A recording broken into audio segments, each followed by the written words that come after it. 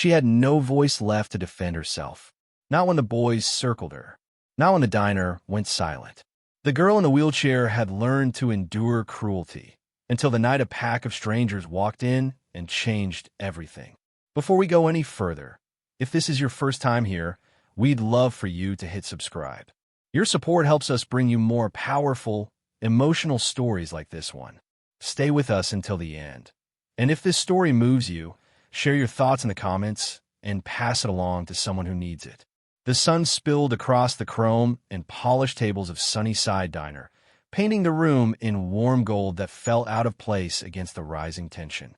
At a booth near the window sat Anna, a 15-year-old girl whose wheelchair framed her small body like a reluctant reminder of all she had endured.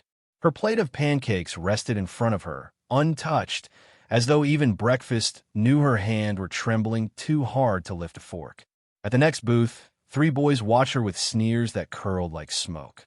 Their voices grew louder, sharper, until one leaned forward and slapped her plate from her lap. The pancakes hit the floor with a wet splatter, and another boy shoved her wheelchair back with a mocking push. The diner froze. Forks paused midair. The boys' laughter rang out, louder than the shattering of her dignity. Anna's eyes filled, but she bit her lip until it hurt, determined not to cry. People looked away, pretending they hadn't seen anything at all. The waitress halted in the aisle, hands trembling around a tray of steaming coffee cups, fear etched across her face. A few customers murmured, shaking their heads with disapproval, but doing nothing, too timid to step into someone else's cruelty. Anna leaned forward, her hands unsteady, gathering her ruined pancakes off the floor in desperate, silent attempts to make the humiliation smaller. Then a gentle presence knelt beside her. Mr. Lee, an older man with soft eyes and gray at his temples, lifted the plate with careful hands and placed it on the table. "Don't mind them," he whispered, but his gaze drifted anxiously toward the boys, as if kindness alone could not shield her. Anna nodded faintly, though her throat felt thick with unspoken questions. Why the world worked this way, why the weak were treated like targets, why no one had stopped them sooner. She sat in silence after that, staring at the streaks of syrup drying on her jeans. The boys bragged loudly, recounting their cruelty as if it were some heroic achievement. Each burst of laughter was a blade. The diner, a place she'd once loved for its warmth, now felt smaller than her fear. Time crawled. Anna wished she could disappear, wished the hour would pass, wished her heart would stop pounding so hard it nearly hurt. She clasped her hands together to stop the trembling, but it didn't help. Mr. Lee sat nearby, still watching her carefully, but even he seemed unsure of what to do next. The air around them thickened with helplessness, with the kind of tension that made seconds feel like storms. Then, almost too faint to notice at first, a distant rumble broke the stillness. It was low, steady, like thunder gathering strength behind the hills. Conversations faltered. Heads turned toward the diner windows as the sound grew louder, deeper, closer. Dozens of motorcycles rolled into the parking lot, chrome glinting under the sun like flashes of lightning. Engines growled in perfect unison, forming a wall of sound that swallowed the diner's uneasy quiet. The boys stiffened. Their smirks disappeared. Everyone knew what that insignia meant. Men who defended their own, men who didn't tolerate cruelty. The diner door swung open, the bell chiming softly, yet the silence that followed was heavier than the roar outside. A tall man stepped in first, boots thudding against the tile, steel-gray eyes sweeping the room with a calmness that felt dangerously sharp. Ray, the leader, carried an aura that commanded attention. When his gaze reached Anna, something in his expression changed, softened, understood, without a word spoken. He walked toward her, kneeling slowly beside her chair. For the first time all morning, Anna didn't feel small. She felt seen.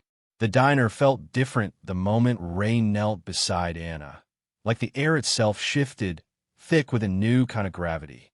His presence steadied her trembling breath. She didn't know him, didn't understand why his eyes filled with such quiet certainty when he looked at her, but something inside her loosened. For once, She didn't feel like a burden or a spectacle. She felt like someone worth standing beside. Ray rose to his full height, boots heavy against the tiled floor, and turned toward the boys who had tormented her. The room seemed to shrink beneath the weight of the moment. Conversations died. Even the clatter of dishes in the kitchen went still. Across the room, the boys froze, fear creeping from their shoulders down to their pale fingertips. They sat rigid, as if movement alone might draw Ray's attention closer, tighter. Their earlier confidence drained from their faces, leaving only the bitter aftertaste of guilt. Ray didn't shout. He didn't storm toward them with fists ready or anger blazing.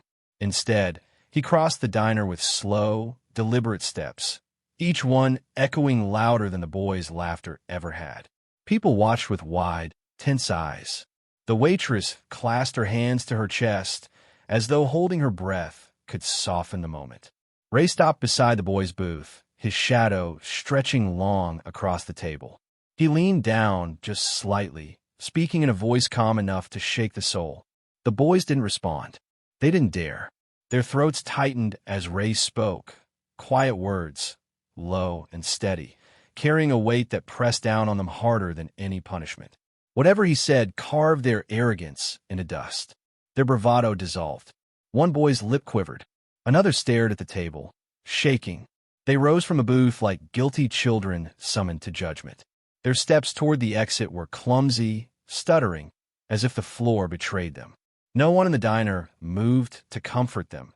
No sympathetic nods, no murmured forgiveness, only silence. The boys avoided every eye, especially Anna's, as they stumbled out the door.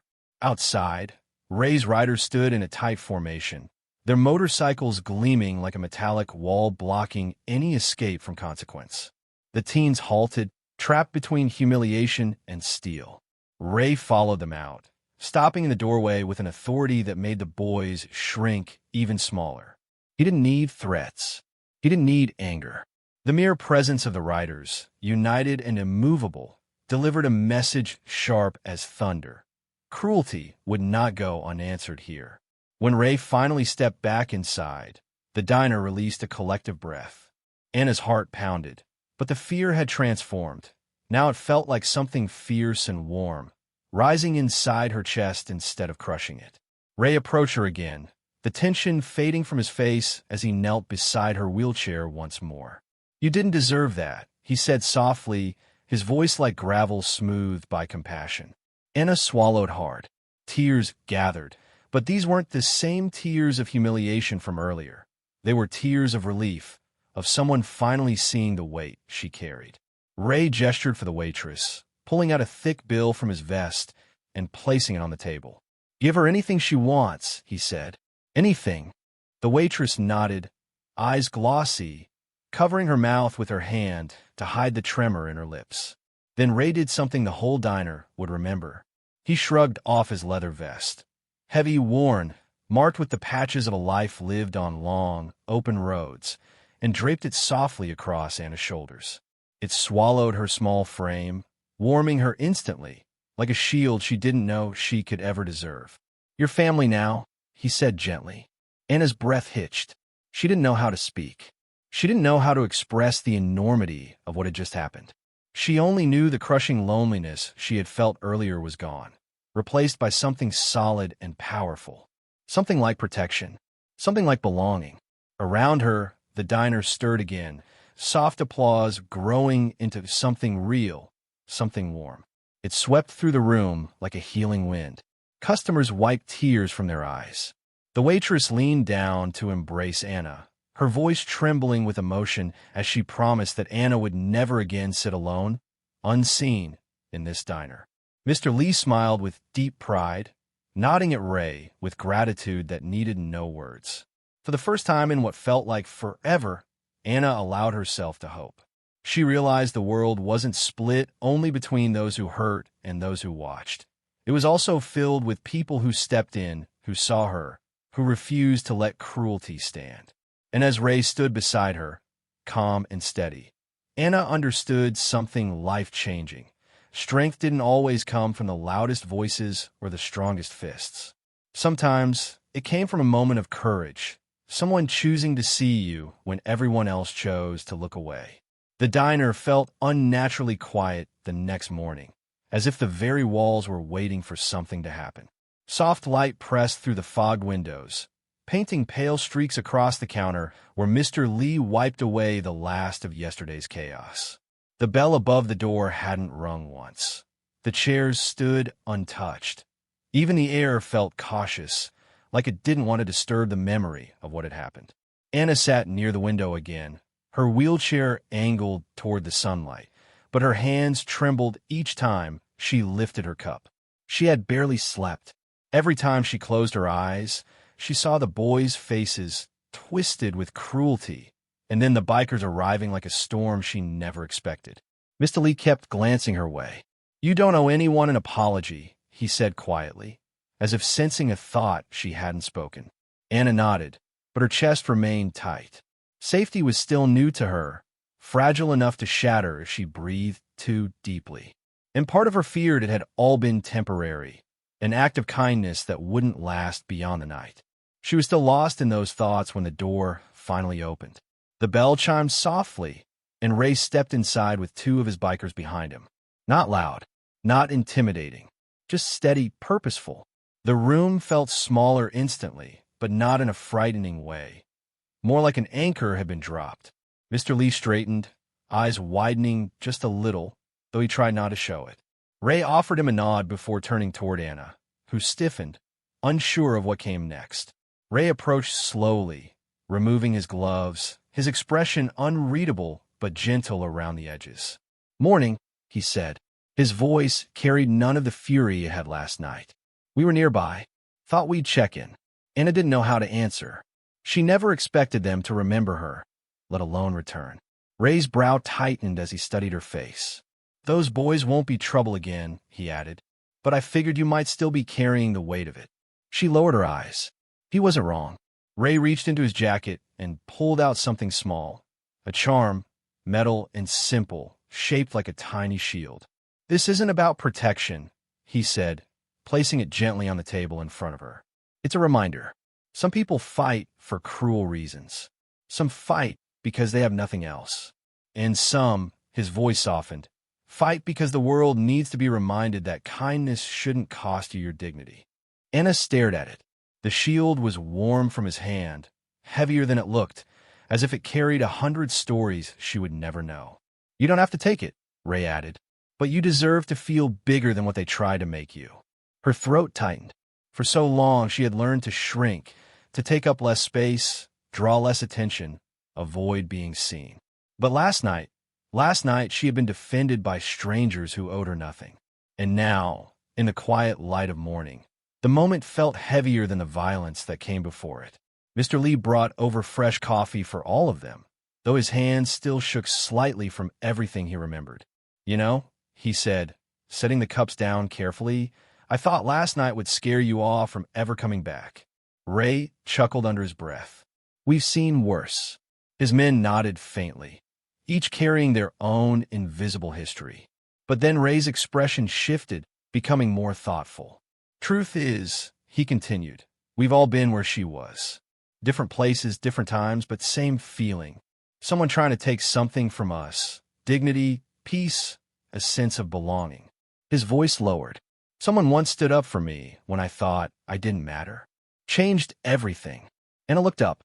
It was the first time she saw something vulnerable behind the hardened surface. "So you're paying it forward?" she asked quietly. Ray gave a slow nod. "Something like that." The simplicity of the answer made the moment feel even more profound. They stayed for another hour, not as rescuers, not as symbols of fear, but as ordinary people eating breakfast in a small diner with a girl who had finally stopped trembling. By the time they stood to leave, Anna felt steadier than she had in years. Ray paused at the door, casting one last look toward her. "Don't let the world shrink you, Anna," he said. "You deserve more space than you think." Then he and his men stepped outside, the sound of motorcycle engines rising like distant thunder. Anna watched them disappear down the road until the fog swallowed their shapes. Mr. Lee rested a hand on her shoulder. "You're safe here," he said softly. She nodded. For the first time, she believed it. And though the morning felt fragile, it was the kind of fragile that eventually grows into strength. The kind that rebuilds a life one small breath at a time. If you want more stories like this, make sure to subscribe.